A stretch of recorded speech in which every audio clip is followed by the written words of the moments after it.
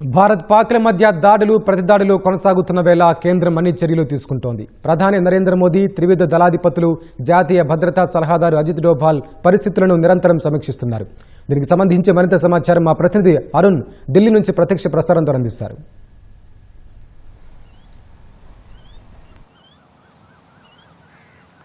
Thank you. ఒకవైపు దాడులు, మరోవైపు ప్రతిదాడులు. ఇది ప్రస్తుతం భారత్ పాక్ సరిహద్దుల్లో ఉన్నటువంటి పరిస్థితి. ఆపరేషన్ సింధూర్ ద్వారా 9 అవుట్పోస్టులు, 9 ఉగ్రమూకలకు సంబంధించినటువంటి 9 అవుట్పోస్టులను పూర్తి స్థాయిలో ధ్వంసం చేసిన తర్వాత పాకిస్తాన్ పెంచి పోషిస్తున్నటువంటి ఉగ్రవాదాన్ని తామే పూర్తిస్థాయి మద్దతు ఇస్తున్నాము అన్నట్లుగా గత రాత్రి భారత భూభాగం పైన దాడికి ప్రయత్నించాయి. జమ్మూ, ఉదంపూర్, అదేవిధంగా పఠాన్కోట్, ఈ 3 ప్రాంతాలను ప్రధానంగా టార్గెట్ చేసినటువంటి పాకిస్తాన్ మూకలు అందుకు అనుగుణంగా ఈ 3 ప్రాంతాల్లో డ్రోన్ల ద్వారా, రకరకాల ఆయుధ వ్యవస్థల ద్వారా దాడికి ప్రయత్నించాయి. అయితే భారత సరిహద్దుల్లో మోహరించి ఉన్నటువంటి air defence system, anti drone system, laser guns, వీటన్నిటి ద్వారా పూర్తి స్థాయిలో నివారించడానికి భారత్ తీవ్ర కృషి చేసింది. అందుకు అనుగుణంగానే సఫలమైందని చెప్పుకోవచ్చు. ప్రస్తుతం భారత ప్రభుత్వం నుంచి, ఆర్మీ నుంచి అధికారికంగా ఇచ్చినటువంటి సమాచారం ప్రకారం గత రాత్రి జరిగినటువంటి పాకిస్తాన్ చేసినటువంటి దాడిలో పూర్తిస్థాయి నియంత్రణ సాధించామని పాకిస్తాన్ సాయుధ దళాలు పశ్చిమ సరిహద్దు వెంబడి డ్రోన్లు, ఆయుధ సామాగ్రితో దాడులకు ప్రయత్నించాయని చెప్పి ఆర్మీ అధికారికంగా ప్రకటించింది. జమ్మూ కాశ్మీర్లో నియంత్రణ రేఖ అంటే పాక్ దళాలు కాల్పుల విరమణ ఉల్లంఘనను కొనసాగిస్తూనే ఉన్నాయని చెప్పి కూడా ఆర్మీ ధృవీకరించింది. డ్రోన్ దాడులను, మిగతా దాడులన్నింటినీ కూడా, మిగతా రూపంలో చేసినటువంటి దాడులన్నింటినీ కూడా భారత దళాలు సమర్థవంతంగా తిప్పికొట్టాయని, దేశ సార్వభౌమత్వాన్ని, ప్రాదేశిక సమగ్రతను కాపాడటానికి భారత సైన్యం నిరంతరం కట్టుబడి ఉందని, పాకిస్తాన్ చేసేటువంటి దుర్మార్గపు కుట్రలకు ఎట్టి పరిస్థితుల్లో తావు లేకుండా దానికి ధీటుగానే స్పందిస్తాము అని చెప్పి భారత ఆర్మీ ఒక కీలకమైనటువంటి ప్రకటన చేసింది. దాంతోపాటుగా సరిహద్దు భద్రతా దళం BSF కూడా మరొక ప్రకటన చేసింది. గత రాత్రి ఒకవైపు పాకిస్తాన్ మూకలు దాడులకు పాల్పడుతూ F-16, అదేవిధంగా F-17 యుద్ధ విమానాలను ఉపయోగిస్తూ, డ్రోన్లు ఉపయోగిస్తూ, వివిధ రకాల పేలుడు వ్యవస్థలను ఉపయోగిస్తూ కాల్పులకు తెగబడి, దాడులకు తెగబడినటువంటి పాకిస్తాన్ మరోవైపు ఉగ్రమూకలను భారత్లోకి చొప్పించేందుకు ప్రయత్నించింది. సాంబా సెక్టార్లో ఉన్నటువంటి సరిహద్దు ప్రాంతంలో, అంతర్జాతీయ సరిహద్దు ప్రాంతంలో గత రాత్రి భారీ కుట్రను BSF దళాలు ఛేదించాయి.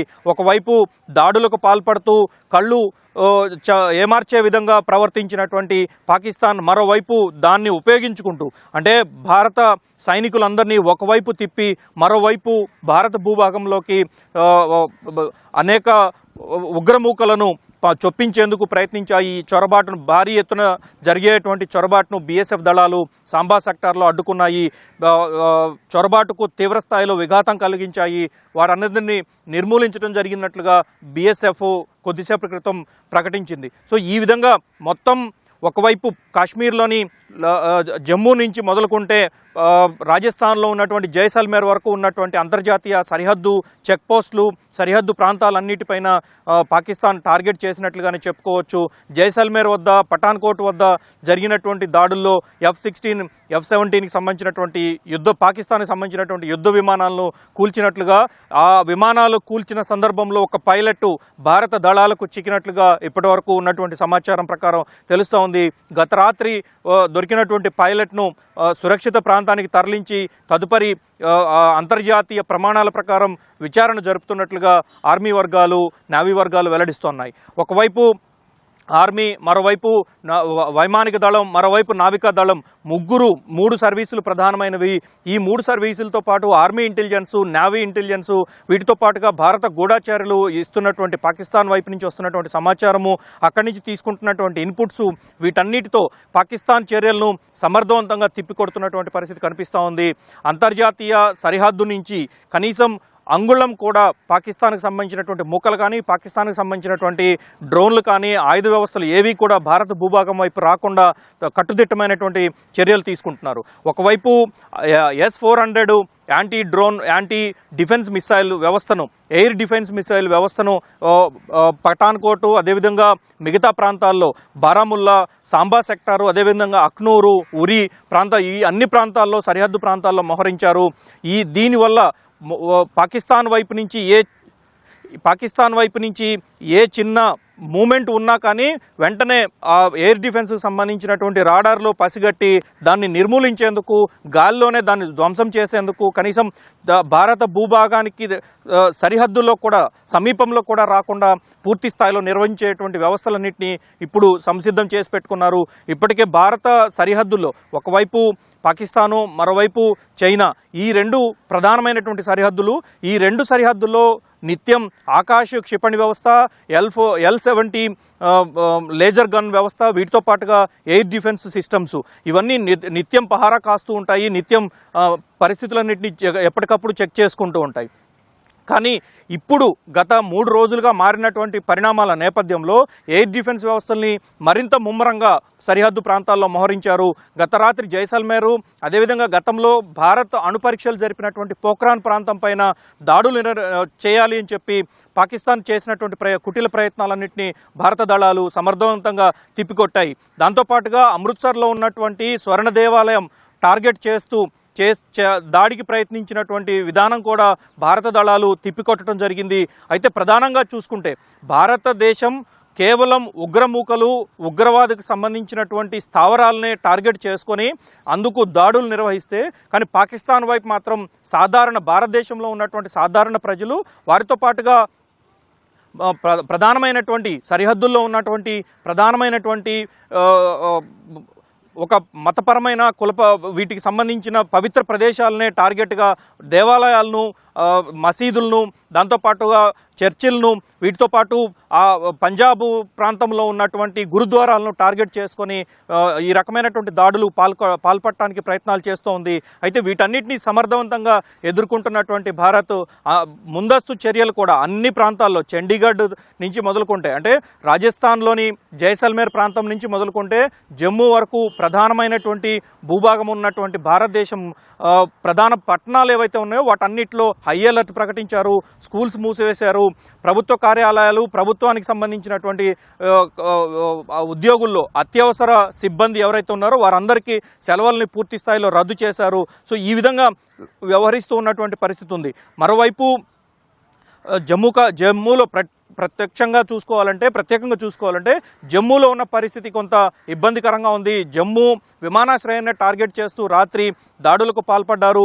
జమ్మూ జిల్లాలోని పలు ప్రదేశాల్లో డ్రోన్ల ద్వారా పేలుళ్లు చేయడానికి ప్రయత్నించారు. సో వీటన్నిటిని సమర్థవంతంగా ఎదుర్కొన్నటువంటి భారత దళాలు ఇప్పుడు నిత్యం పహారా కాస్తున్నటువంటి పరిస్థితి ఉంది. అయితే రాత్రి అన్ని విధాలుగా విఫలమైనటువంటి పాకిస్తాన్ సేనలు రాత్రి కూడా తిరిగి మళ్ళీ సరిహద్దు ప్రాంతాలన్నింటిలో మోటార్ షెల్స్ ద్వారా చిన్న చిన్న ఆయుధాల ద్వారా అదేవిధంగా మోటార్ గన్స్ ద్వారా ఆర్టిలరీని ప్రయోగించేటువంటి ప్రయత్నం చేస్తున్నారు.